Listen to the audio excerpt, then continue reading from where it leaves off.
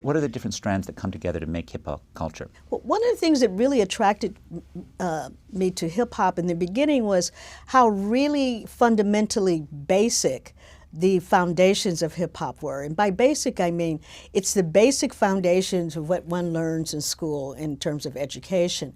It's the elements is what they call it.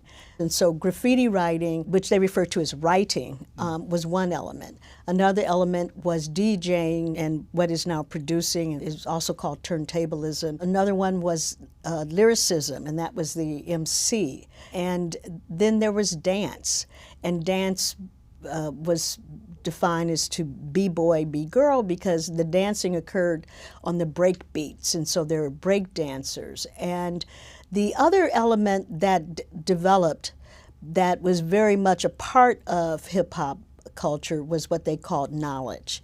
And knowledge was this whole theory around how do you talk about what's really going on? How real can you be? And this constant push to deal with reality and representation of reality as part of what made you very much a part of hip-hop culture. But knowledge presumably runs through the other Yes. major elements as, Yes. as well, right? Yes, So exactly. Because hip-hop culture is a youth culture for the most part, there's a tremendous amount of critique, and so it has to be witnessed. And those who are witnessing it are contributing, they're collaborators as well in terms of what's happening. So you really do have to be able to represent with the knowledge that comes to all that. So you don't want to appear to be naive, inaccurate. So what happens in terms of hip-hop culture is that the artist, him or herself, has to really work to look at the history of their community, their school, their larger city, the world, whatever it is they're going to talk about, so that they actually not only represent these communities in an accurate way, but they do it in an amazingly creative way. There were all these expressions, especially in the beginning. One was come correct. You have to come correct. Okay, you have to represent. You have to represent where you're from.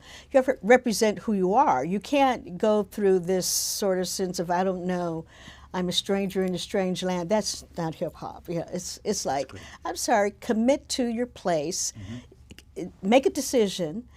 You know, because you cannot actually stand here and expect me to listen to you if you don't know who you are. where does it start? I know this is a thorny issue in hip-hop scholarship, but what are the origins? Well, no, there's no question it started in the New York area. Most people say it started in the Bronx. Really, it's a party that people are having, and there's certain expectations of that party.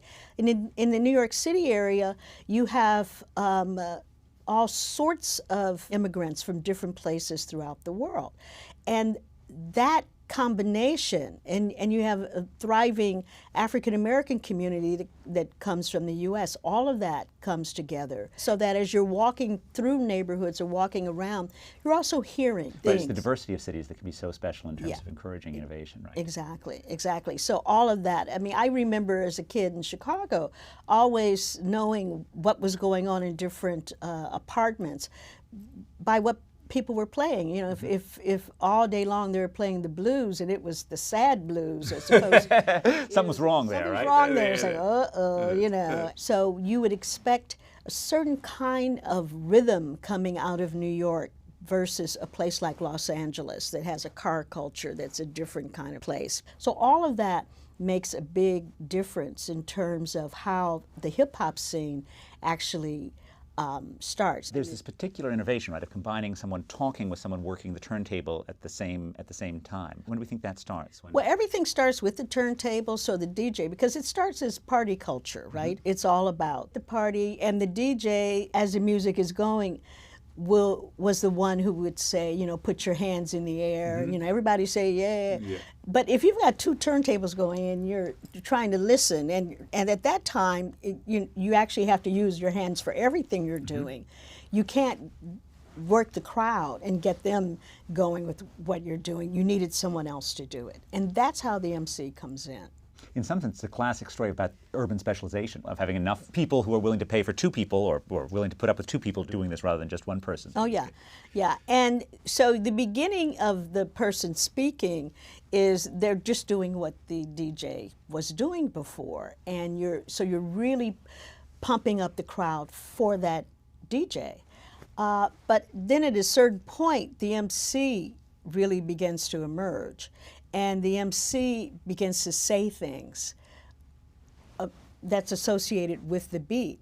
Now, at the same time, the DJ is also beginning to introduce the break beats. So you start having the B-boy and B-girls doing that. So you have another language associated with how one assesses that and how one understands it. Because remember, critique is there. So there's this notion of meritocracy, level playing field, but it isn't a sweet, ideal, kind thing. What's at stake? Cities aren't often that kind. Right. There's a lot at stake. There's too much at stake, and what's at stake is that you're representing home.